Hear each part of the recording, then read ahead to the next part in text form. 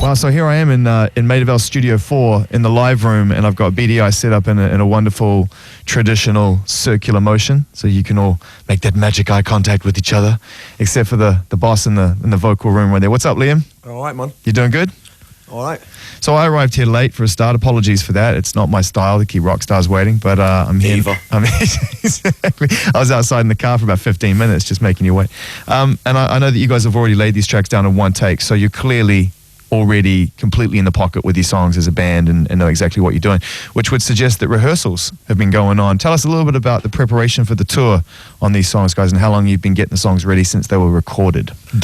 Yeah, we just sort of finished the mixing and thought we'd get ahead of ourselves, really. So we've been, been running through the whole shaboodle, the whole album, couple of B-sides. That's what we've been doing. You rehearse for a few weeks and you rehearse already, and then you got to get gig ready. Oh, there's a difference. Rehearse things being thrown at you. It involves standing up. Standing up. Imagine you guys sitting around a circle on chairs with your legs crossed playing these like hardcore rock songs. This doesn't really make much sense to me. Milking stools. The idea of playing these songs after they were recorded, have you found that they've kind of evolved a little bit since you've been rehearsing them and actually kind of breathed a little new life into them? Without a doubt, man, they're playing them live. Sounds better than the record, to be quite honest. How do you feel about the record, though, bearing that in mind? Still good. Still love it? Still love it. How was it recorded? How long did it take? Where did you do it? Give us some facts on it. Put us in the picture. It was recorded in Rack in St John's Wood, and it took 7 weeks to record and about the same to mix it, really. Time frame was basically the World Cup. From the beginning of the World Cup to the end of the World Cup. So that's why it took 7 weeks? Yeah. Otherwise it would have taken like 10 days, right? I guess. Yeah, if you take the football out of it, yeah. Truth be known. First piece of music we're going to take that you guys have already recorded, so we'll play this in now, is called The Roller. Tell us a bit about this song and where it sort of features in the overall story. Well, it's a tune I've had for a while, but it's never sounded right. And now it does, so I'm just more than happy, man. Love it. And that's it, really. It's a song about life. Being bulletproof in a good way. Let's check it out right now. From Maida Vale Studios, this is the previously recorded session version of The Roller from Beady. You didn't know what to say. It all came at you today. Can't get out your own way. Well, hold on, hold on, hold on. I'm hiding out in the sun. I'm getting everyone done. Just letting no one. Here I come, here I come, here I come. Just call me the roller. I'm squeezing and folding. Call me the roller.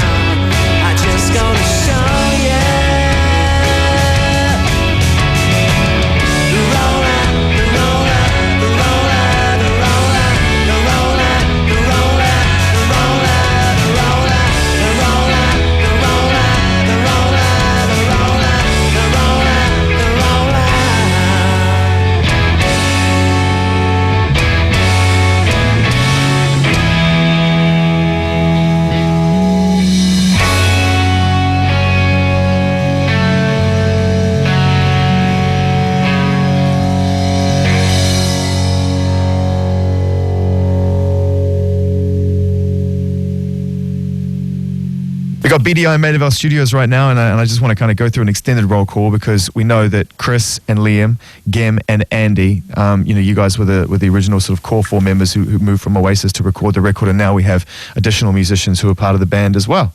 So good afternoon and good evening to you. How are you? I'm very good, man. Thank you. Good to see you, man. What are you playing here? I'm playing keyboards. What kind of keyboards? Very bog standard, generic keyboards. Way to sell them. Wow, the glamour. Incredible, right?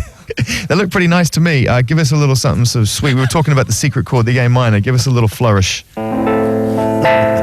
Very nice. We got Jeff over here. I met you when you were on tour with Gorillaz, so you've just kind of made one shift to another. Join the proper band. Ah, there it is. Thank you for that. You're welcome. Did you get a little bit of that when you joined BDI, given where you come from? Yeah. But it's Can we just put this straight? He was in BDI first. Oh, we spotted him. We let Damon have him for a bit. It's because you guys were too busy watching the World Cup. Keep it light. You had to do something to keep busy, you know what I mean? It's a tug of love. Obviously, you're pretty good with all manner of guitars, given that you've moved from 6-string to 4-string now in this band. Yeah, man. Which do you prefer? I'm digging bass actually. That's a very good answer, given the company you're keeping right now. Cool. So let's talk a little bit about Link Ray, and this is the old piece of music that we're going to play. And you guys were having a bit of a thrash of that before. Can you give us something in the live room of that? What we're about to play, the classic Link Ray moment. It's the greatest song that never had a vocal, isn't it? It's ridiculous that no one ever contributed anything over that as a vocal. An amazing piece of music. And Greatest, apart from Albatross. that's true as well. But it's a wonderful sort of stinky groove and kind of a real cornerstone in rock and roll full stop, isn't it, that piece of music? It's a total classic tune. And is it in Pulp Fiction? It is, yeah. Yeah. That's kind of where I think it sort of found its mainstream audience, but before then, you know. Link Ray is a master of that kind of guitar playing. One of my favourite guitar players ever. It's a wonderful tremolo effect you got going on the guitar there as well. Tremolo. Nice one. That was on the table as one of my son's names at one point, but we decided against it. All right, this is Link Ray right now on Radio 1. We'll come back and continue to catch up with Beady on the eve of exciting things. This is Radio 1. Surf music, I would describe that as. A really great piece of music. We got the guys here in Maida Vale Studio 4, and we're going to get a wild card later on, an interesting piece of music you guys have chosen to play for us, and one more song from their record collection. So, we've already spoken a little bit here and there in other ways about the formation of this band from the demise of the last. Was there ever, Liam, any doubt that you were going to carry on and keep making music even if these guys weren't up for it? Oh, I don't know. You got to have people to make music with, man. I don't think I've gone solo or anything like that. It's not my nature. What do you love about being in a band so much as opposed to the idea of being on your own? Well, it's nice to have people, to bounce off, you know what I mean? I can't play instruments, so I need a band, you know what I mean? I just want to concentrate on singing, you know what I mean? But you obviously have to hold your own in order to get songs across, to put songs forward. Yeah, without a doubt. I mean, we're all kind of into the same thing, you know what I mean? So it's not hard, it's easy. Did you have to talk much about it before you started it? We had a couple of beers that night, and then we sort of just had a look around the room and thought, What, that night, the night that Oasis broke up? Yeah. Wow, that's an amazing position to be in after something that was obviously so highly strung, to then sort of try and find some kind of rationale within that moment. We're not going to stop making music just because someone has jumped ship, you know what I mean? This is what we do, this is our musical path, this is what we're here to do. So just because someone else does a runner, doesn't mean to say we do. We got to finish the business off. Right on. And it's official now, obviously, with an album made, and we're standing here, and it's, all that stuff is kind of long gone. But, given that you guys obviously have good existing relationships with Noel as well, were there ever times when you felt, even right at the very start over those few couple of beers that night, that you would have to think about this, in a loyalty level, or did it just come down to the music, Andy? Not really, because Noel decided to leave, so It's his decision. it made it pretty obvious that he wasn't really into carrying on musically with us. So that took care of itself, really. So the question I've really been dying to ask you, and I've wanted to make sure that we've met a few times and spoken a few times before we had a chance today to get this question, but in Oasis, Noel freed up the reins of writing songs towards the last few albums, and everyone contributed ideas left and right, and he moved away from that. But ultimately, it still felt like he was the governor of that band in terms of picking and choosing records. I may have it wrong. That's sort of how it came across. When you finally had the freedom to sit together, and talk about ideas and songs, was it freeing? Did it feel like, I've been wanting to do this for quite some time in a weird way? Well, it wasn't like it wasn't free before. Just a different kind of freedom. It's one of those things, the more you do, the more you want to do. I mean, Oasis was everything it should have been, right? It was everything it was supposed to be, and it worked as a unit. It definitely worked, and it was a lot of fun. So now we're in a situation where we've got a new band. We're choosing to run this in a way that suits us, the people in the band. And we're doing that as a democracy, which is just the way we feel about it. A democracy, if you will. Yeah, man. I just can't wait to see you guys step on a stage, you know, as a unit and actually fire up these songs in front of an audience. And it must just feel long overdue for you, up considering how long you finished the record for and stuff, to get to that point. Well, that's the next step, innit, man? You make an album and then you go on stage. You've never got nervous, Liam, have you? We've spoken about this before. You don't get nervous before a show. It's not that kind of excitement. I mean, I don't want to sound like, you know, I mean, the Godfather or anything, you know what I mean, or Al Capone or anything, but that's what I've got to do. We've got to do that, haven't we? You know what I mean? What's the point of getting nervous? I mean, I'll be excited to get on stage and have the butterflies and that, but once the guitars kick in, then I'm having you. We're going to take a piece of new music right now, and a few curveballs have been floating around with you guys. It's nice to get to know your musical taste a little bit better over time as well, now that you've left the old ship and joined the new one. And Chasing Status, Blind Faith, has really caught me off guard. I love this record. Who chose this? Andy, tell us what you love about this piece of music. The first thing about it was the video. It's so brilliant. Someone put me onto the video, and I just loved it, you know. And then the tune's great as well. It's got a great singer on it, Liam Bailey, and that's good shout, Liam Bailey as well. He's a real talent, definitely. Just check it out. This is a wonderful, warm piece of sub-bass music from Chasing Status called Blind Faith on Radio 1. Thank BDI for this. A couple more minutes in the company of the BDI crew, and then we're going to take a really cool wild card. And it's just, I got to say, I love being in this room, but I love it even more when I'm surrounded by musicians who are ready to fire. And it'd be foolish of me not to get a little something out of your game. Give us a little blast on your rig over there. Even I could do that. Come on, give us... What do you want, man? That was with one hand. I didn't ask for Eddie Van Halen in the building. Come on. Was that Eddie Van Halen? There was a little hammering going on there. That was a bit more Eddie Redder, really. Come on, give us a power chord, man. Power chord. Come on. I don't do power chords. All right, give us whatever your chord.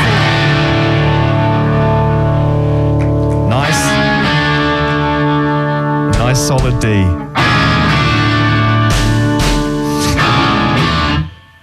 The first two power chords in rock and roll, I believe. Yeah, absolutely. And Elvis is in the building, in there behind the glass. You said it, mate. There you go. Andy, on the other hand, look at mine. Andy's a rocktopus. He's got so many tentacles.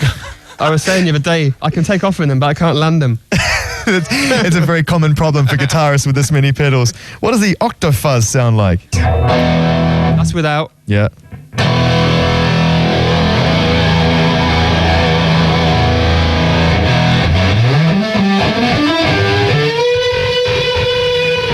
That's what I was looking for, Gen. You failed miserably in that. He's just blown you away. Come on. Where's your octofuzz? I haven't actually got an octofuzz. What have I got, actually? Dude, that looks like the first pedal board ever invented. Look at that thing. It's all right, man. It's good. Starting to sound like Denmark Street, this, man. I know. Look, man. Leave it alone. All right. I won't cause any more havoc between the guitar players. Chris, give us one of those magic fills that we've seen so many times. That's a BDI fill. I've never seen you do that before. I was talking about the simple pop. Hey, can you do this? Can you do flats and dagenham, flats and dagenham, flats? Classic. All right, give us a last one. Easy, Dave Grohl. Bossa Nova. That'll do. Jazz.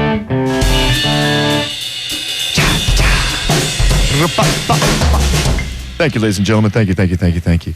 It's clear to see that you're a man of much skill behind the kit. It's nice and compact kit as well. It's not too intense. Yeah, we can play our instruments, you know. Do we have to prove this?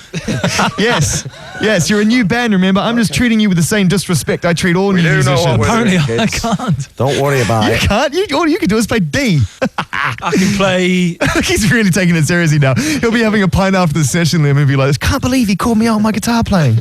Yeah. Be outside your window tomorrow, man, before you take the kids to school. Not again. Stood on a stack. Not the first time, I got to be honest, but very different circumstances. All right, guys. Listen, I want to say thank you so much for coming down to Maida Vale Studios. I know that you're referring to yourselves as a new band, but it's really not that simple, and yet you have travelled this path with dignity and respect, and I want to applaud you for that, man, and the music will definitely do the talking, and we're going to let you do that now.